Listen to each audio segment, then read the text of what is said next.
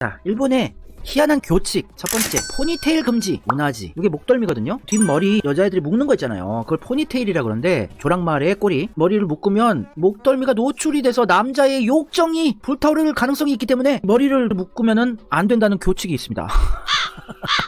아니 뭐 가슴을 내놓으면 안 된다, 단추를 풀면 안 된다는 건 100% 이해합니다. 근데 이 머리를 묶어서 목덜미가 보이면 드라큘라인가?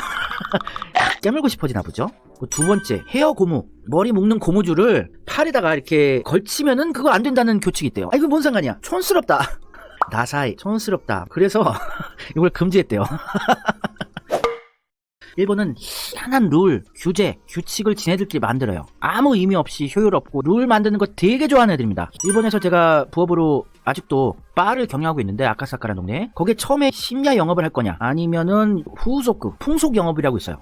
그거는 여성분이 같이 술을 마시면서 접대를 해줄 수 있는 그런 풍속 영업 허가가 있고, 심야 영업 허가가 있는데, 24시간 할 수 있는 심야 영업 허가를 받으면 여성분이 테이블 앞에서 접대를 못 해줘요. 희한한 법인데, 근데 나는 24시간 그냥 밤 늦게까지 아침까지 하고 싶었어요. 근데 그 법을 또 자세히 보니까 바에서 접대하고 얘기해주고 이런 거는 또 심야 영업을 할 수 있는 거예요. 여성분이 접대를 해도. 그 뭐야, 테이블이랑 바랑 무슨 차이가 있습니까? 그리고 카운터와 테이블의 규정도 애매모호하지 않습니까? 요 테이블을 길게 해놓고 요거 바예요. 이러면 우기면은 바 아니에요.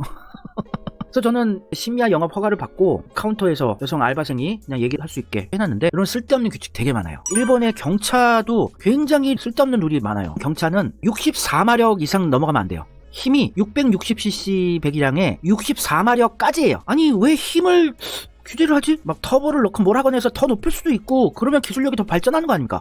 근데 64마력까지만 내래요. 그 속도 제한도 180km고, 경차 말고 다른 내수용차는 다 180km였는데 그게 풀렸나 그럴 거야. 요즘 계기판에 180km까지만 써놔야 돼요. 요즘 차들 다 200 훨씬 넘는데, 해외에서 생산된 일본제 차는 또 상관없는 거예요. 180km 아니더라도. 쓸데없는 규제들을 만들어 놓은 거예요. 그런 거 좋아해요, 애들이. 그리고 또 이상한 교칙, 교내 연애를 할 때 담임 선생님한테 보고를 해야 한다는 이런 학교가 있어야 됩니다. 아니 아예 교내 연애 금지는 이해를 합니다. 그 정도야. 교내에서 연애를 할 때 무슨 담임 선생님한테 보고를 하고 선생님, 저는 사치코짱이랑 오늘부터 사귀기로 결정했습니다. 보고를 해야 되는 거야?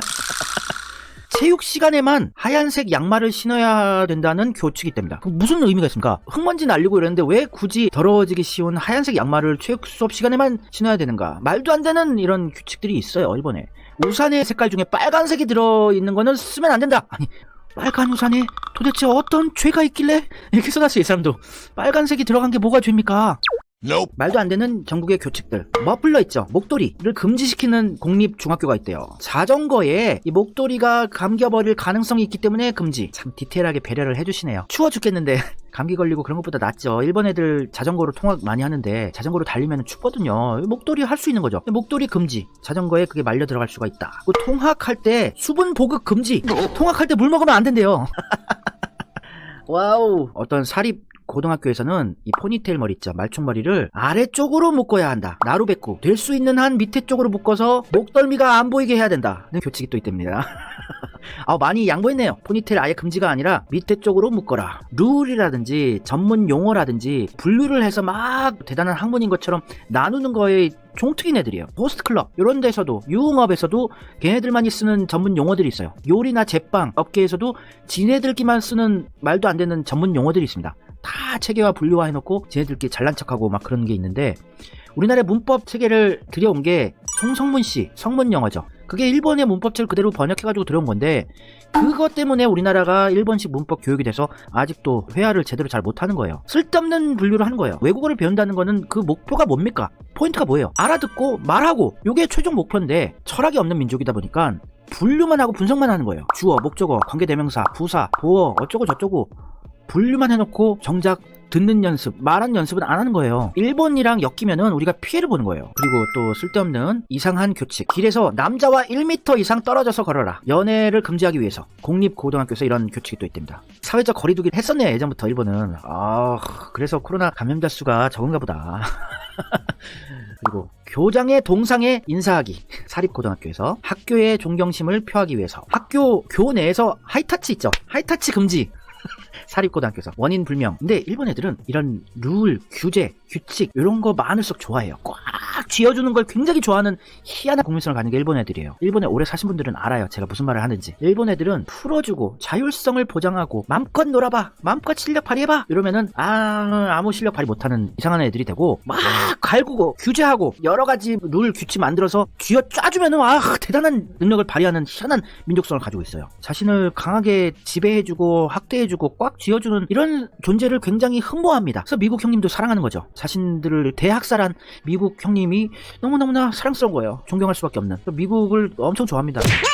그리고 또 이상한 규칙이 있어요. 브라크 코소쿠라고 있어요. 블랙 기업, 블랙 학교. 저는 브라크 대학, 블랙 대학교에서 선생했던 사람이라서 이런 걸 굉장히 공감을 하는데, 미국에서 교포로 자유롭게 살던 사람이 지방대학교에 이상한 블랙 교칙 있는 블랙 대학교에 선생으로 가서 극우 이사장 밑에서 그러니 제가 정신병이 왔었죠. 하여튼 블랙 교칙이라고 있는데요. 머리 염색을 못하게 강제를 하는 학교도 많습니다. 우리나라도 일본에서 아직도 하고 있는 이런 쓸데없는 교칙들이 40, 50대 학창시절에 상당히 많았죠. 두발 길이, 여자애들 치마 길이, 별거 다 있었죠. 우리나라 국민성에 안 맞는 겁니다. 수많은 규제를 남발하는 거는 일제 교육의 잔재예요. 쥐어짜고 압박하는 교육이 일본한테 맞는 규칙이에요. 그리고 원래 머리색이 갈색인 애들도 있지 않습니까? 특히나 일본은 혼혈이 많아서 원래 머리가 갈색인 애들도 있는데, 그런 경우에는 증명서를 제출해야 된대요. 이거 염색 아니라는 증명서. 그리고 히야케도메, 자외선 차단제죠. 자외선 차단 크림 같은 거를 가지고 다니면 안 된대요. 아니, 피부 타는 거 싫은 학생들이 가지고 다닐 수도 있죠. 선크림. 이 선크림 갖고 다니면 안 된대요. 이거 참나. 그리고 여행이나 학교 바깥에서 집회하는 거 참가할 때는 무조건 허가를 받아야 된다는 학교의 교칙도 있습니다. 그리고 부활, 특별활동 같은 거, 기타, 축구부라든지 이런 거 강제적으로 가입을 하게 시키다든지, 파마 금지, 요거는 할 수 있다고 치는데, 원래 좀 곱슬인 사람들, 저 원래 자연산 곱슬이에요 이렇게 주장을 해도 선생이 스트레이트 파마를 해서 와! 강요하는 경우도 있대요. 그리고 머플러, 목도리, 타이즈 있죠, 타이즈. 이걸 추워도 착용 금지! 왜냐면 오샤레노 이칸니 나루타메, 멋내는 걸로 보여질 수 있기 때문에 추워도 목도리라든지 타이즈를 하면 안 된다. 멋내면 안 돼요, 좀? 추운데 목도리 하는 게 무슨 멋내는 거예요. 이해하려는 시도를 금한다. 그리고 수업 중 화장실에 갈 때 남자는 1분 정도에 갔다 와라, 여자는 3분 정도에 갔다 와라. 1분, 3분 안에 갔다 오지 않으면 결석 처리한다. 무슨 강제 수용소예요? 와, 그래서 배가 아프도 빨리 돌아와 이런 지시가 있었대요. 야, 이런 나라가 선진국이 된 것도 기적이죠. 이런 나라한테 우리가 지배를 당했다는 것 자체가 진짜 자존심 상하네요. 일본의 초등학생들은 다 그런 건 아닌데 많은 학교들이 겨울에 학생들 반바지를 입혀요. 한겨울에도. 요거를 학교 교칙으로 정해놓은 학교도 상당히 많아요. 왜 그럴까요? 황당해가지고 일본 사람 몇 명한테 물어봤는데, 일본은 강하게 아이들을 키우려고 그런 거야. 면역성을 키우기 위해서 겨울에도 반바지를 입히는 거야. 근데 그렇게 겨울에 반바지 입고 달달달 떨면서 자란 일본 사람들이 면역력이 강하잖아요. 일본 재수없게 추워요.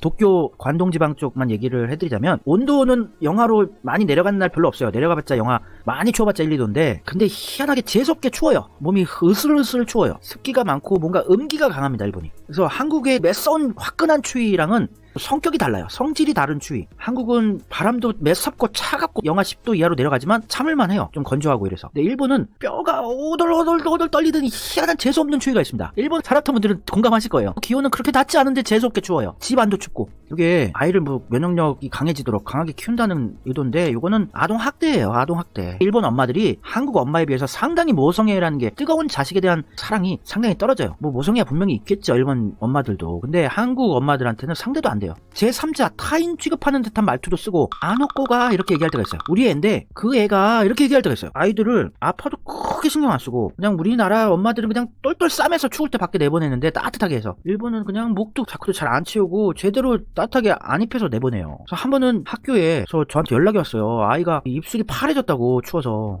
나 일하는데 황당해가지고 달려갔더니 옷을 너무 얇게 입혀서 학교를 보낸 거예요, 이 사람이. 나 진짜 짜증나가지고. 자식을 사랑하는 이런 마음이 희한하게 상당히 약합니다. 단지 의무감, 책임감, 내가 낳았기 때문에 일단은 성인까지는 키워주겠다, 이런 마음이 상당히 강해요. 그리고 이제 다 크면 독립해서 나가야 된다는 건 당연하게 생각을 하고, 이렇게 면역력 강해지라고 춥게 반바지 입혀서 겨울에도 키우지만 성인이 돼서 면역력이 강한 것도 아닙니다, 일본 애들이. 겨울만 되면 그냥 감기, 독감 환자 드글드글이에요. 인플루엔자라 그러는데, 독감을. 그 인플루엔자 환자들 드글드글 회사 못 간다는 연락들 자주 오고, 쓸데없는 뻘짓이에요. 그냥 궁극주의적인 발상입니다.